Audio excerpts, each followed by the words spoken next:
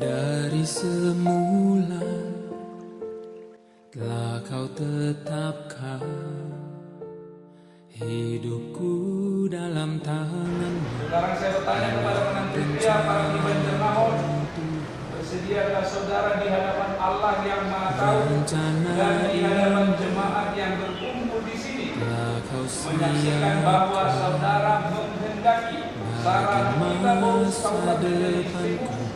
Apabila saudara menerima semuanya itu dengan hati yang ikhlas, jawablah dengan ya.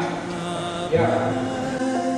Semua segala yang telah kau perbuat di dalam hidupku.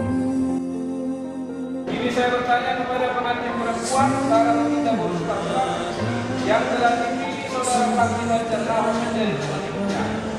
Bersediakah saudara di hadapan Allah yang Maha Tahu dan di hadapan jemaat yang berkumpul di sini menyaksikan bahwa saudari menghendaki Prakti Banjarnahor menjadi suamimu?